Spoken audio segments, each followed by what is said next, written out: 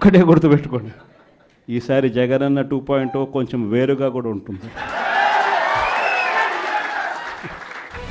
London పర్యటన నుంచి సరాసరి బెంగళూరులో దిగి అక్కడ ఫ్రెష్ అయి తాడేపల్లి వచ్చి మీటింగ్ పెట్టాడు మాజీ సీఎం జగన్మోహన్ రెడ్డి.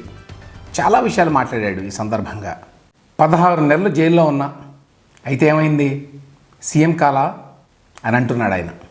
16 నెలలు జైల్లో పెట్టినారు, కానీ ఏమైంది, బయటికి రాలా, ముఖ్యమంత్రి కాలా. దీన్ని బట్టి జగన్ పర్సనాలిటీలో 2 విషయాలను అర్థం చేసుకోవచ్చు. తాను జైలుకి వెళ్ళింది స్వాతంత్ర పోరాటంలో పాల్గొన్నందుకు కానీ చరిత్రలో కనీవిని ఎరుగని రీతిలో అవినీతికి పాల్పడినందుకు కాదు అని సిన్సియర్గా నమ్మడం. 2, జైల్లో పెట్టిన ఈ దేశంలో అధికారంలోకి రావడం చాలా సులభం అనే విషయాన్ని జగన్ బాగానే ఆకలింపు చేసుకున్నాడు అనేది మనకు అర్థం కావడం. ఇంకా ఏమన్నాడు, ఏం చేస్తారు, మహా అయితే మళ్ళీ మరో 3 నెలలు జైల్లో పెడతారు, మళ్ళా వస్తాం అధికారంలోకి అని కూడా ప్రకటించాడు. మహా అయితే 3 నెలలు లోపల వేస్తారు, అది కాదండంలా, కానీ ఏం చేస్తారు, 3 నెలల తర్వాత మళ్ళా వస్తాం. ఈసారి 3 నెలలే జైల్లో పెడతారని ఆయనకు అంత నమ్మకం ఏంటో తెలియదు. బహుశా చంద్రబాబు జైల్లో ఉంది నెలన్నరే కాబట్టి అంతకి రెట్టింపు కంటే తన జైల్లో పెట్టరు అన్న ధైర్యం కావచ్చు. మొత్తానికి మళ్ళీ తాను అధికారంలోకి రావడం ఖాయం అని ఢంకా బజాయించి చెప్పాడు జగన్. ఈసారి ఖచ్చితంగా 30 ఏళ్ళు అధికారంలో ఉంటాను అని కూడా చెప్తున్నాడు ఆయన. మరో 30 సంవత్సరాలు ఏళ్తామని కూడా ఈ సందర్భంగా కూడా మరి గట్టిగా కూడా చెప్తాను. పోయినసారి కూడా ఇట్లాగే చెప్పాను, కానీ 5 ఏళ్లకే అధికారం పోయింది అన్న మాటని జగన్మోహన్ రెడ్డి మర్చిపోయినట్టున్నాడు. ఈ సందర్భంగా అభిమానుల్ని ఉల్లాసపరిచే విషయాలు, జనాన్ని పిచ్చివాళ్ళని చేసే విషయాలు ఆయన ఇంకా చాలా చెప్పాడు. ఈసారి జగన్ 2.0 వెర్షన్ చూస్తారని చెప్పి ప్రకటించాడు. ఒక్కటే గుర్తుపెట్టుకోండి, ఈసారి జగనన్న 2.0 కొంచెం వేరుగా కూడా ఉంటుంది.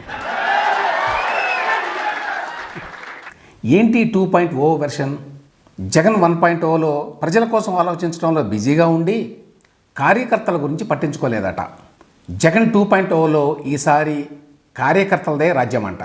ప్రజల కోసం ఆలోచించడంలో ఎంతో బిజీగా ఉన్నాను అని చెప్పినప్పుడే ఆయన రాష్ట్రం గురించి జనం గురించి పట్టించుకున్నది లేదు. బటన్లు నొక్కే కార్యక్రమం తప్ప పాలన మీద దృష్టి పెట్టింది లేదు. ఇంతకీ ఆయన తన పార్టీ కార్యకర్తలకి చెప్పాలనుకుంది ఏంటంటే, ఈసారి అధికారంలోకి వస్తే మిమ్మల్ని అందరం ఎక్కిస్తా, అందుకని అప్పటి వరకు ఏ ఇబ్బందులున్నా నాతోనే ఉండండి అని. ఈ విషయంలో మాత్రం జగన్ మాటల్ని పూర్తిగా నమ్మొచ్చు. 2018-24 మధ్యకాలంలో ఆయన ఎన్ని వందల మంది కార్యకర్తలకి ప్రభుత్వం నుంచి ఏదో ఒక పేరుతోటి నెల డబ్బులు ఇప్పించాడో లెక్కలేదు. జనం డబ్బుతోటి పార్టీ కార్యకర్తల జేబులు నింపడానికి ఆయనేమీ సందేహించడు అనేది నిజం. ఏదో ఒక డిపార్ట్మెంట్కి సలహాదారు పేరుతోనో, డిజిటల్ కార్పొరేషన్ ఉద్యోగి అనే పేరుతోనో ఒక్క కడప జిల్లాకు చెందిన డజన్ల మందికి ప్రభుత్వ ఖజానా నుంచి నెల జీతం ఇంటికి వచ్చేట్టుగా ఏర్పాటు చేశాడు. కాబట్టి ఈ విషయంలో జగన్మోహన్ రెడ్డి చిత్తశుద్ధిని సందేహించాల్సిన పని లేదు.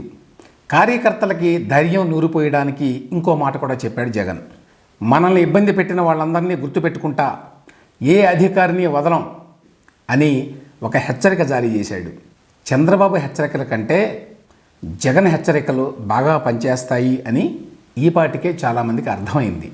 అందుకే బ్యూరోక్రసీలో పైనుంచి కింద వరకు జగన్ అంటే ఉన్న భయం చంద్రబాబు అంటే లేదు అని చెప్పి కొంతమంది అభిప్రాయం.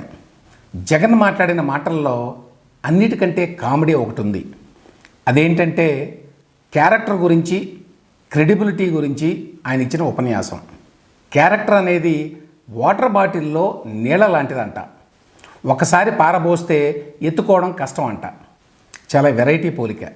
బాటిల్లో ఉన్న నీళ్ళు ఒక్కసారి ఇలా పడేసినామని అంటే భూమిలోకి పడిపోతాయి, మళ్ళీ ఏరుకోలేము. క్యారెక్టర్ కూడా అలాంటిదే. ఆయన విశ్వసనీయతే ఆయన్ని మళ్ళీ అధికారంలోకి తీసుకొస్తుందంట. క్యారెక్టర్ గురించి జగన్కు ఉన్న అవగాహన ఒక మాఫియా గ్యాంగ్ లీడర్కు ఉండే అవగాహన. మాఫియా గ్యాంగులకి ఒక code of honour, code of ethics ఉంటాయి. ఇటాలియన్ భాషలో దీన్ని ఒమర్టా అంటారు. ఎందుకంటే ఇటలీలో మాఫియా గ్యాంగులు చాలా ఎక్కువ. మాఫియాకి పూర్తి విధేయత ఉండటమే ఒమర్టా. జగన్ తన క్యారెక్టర్ ఉందని మిగతా వాళ్ళకి లేదని అనడం వెనక అతని ఆలోచన ఇదే. నన్ను నమ్ముకుంటే ఒక మాఫియా గ్యాంగ్ లీడర్ ఎట్లా తన అనుచర గణాన్ని చూసుకుంటాడో అలా చూసుకుంటాను అని. దాన్నే ఆయన తన విశ్వసనీయతగా భావిస్తాడు. అయితే రాజకీయంగా జగన్ కొన్నిటికి కట్టుబడి ఉంటాడు అనేది వాస్తవం. ఆ రకంగా అతను తన విశ్వసనీయతను కాపాడుకోవాలని ప్రయత్నిస్తున్నాడు. ఉదాహరణకి బీజేపీతో లోపాయకారి ఒప్పందాలు చేసుకున్నా పబ్లిక్గా పొత్తు పెట్టుకోవడానికి అప్పటికీ ఇప్పటికీ జగన్ ఇష్టపడ్డాడు. చంద్రబాబుతో పోలిస్తే జగన్ తన పొలిటికల్ స్టాండ్స్ని తొందరగా మార్చుకోడు. మంచి చెడులతో నిమిత్తం లేకుండా తాను అనుకున్న దాన్ని మొండిగా ఫాలో అవుతాడు. కొన్నిసార్లు రాజకీయంగా నష్టం జరిగినా కూడా కష్టాలు వస్తాయి, వాటిని ఎదుర్కొంటేనే లీడర్లు అవుతారు అని కొంచెం ఫిలాసఫీ కూడా చెప్పాడు ఈ సందర్భంగా జగన్. మొత్తంగా జగన్కి ఒక డిస్టింక్ట్ పొలిటికల్ పర్సనాలిటీ ఉన్నమాట వాస్తవం. అయితే అదే సమయంలో రాజకీయ వ్యక్తిగత ప్రయోజనాలే కానీ పొరపాటున కూడా రాష్ట్ర ప్రయోజనాలని దృష్టిలో పెట్టుకునే తత్వం కాదు. అందుకే జగన్ 1.0, జగన్ 2.0 అని చెప్పినా ద ఎసెన్షియల్ జగన్ మాత్రం ఒక్కడే.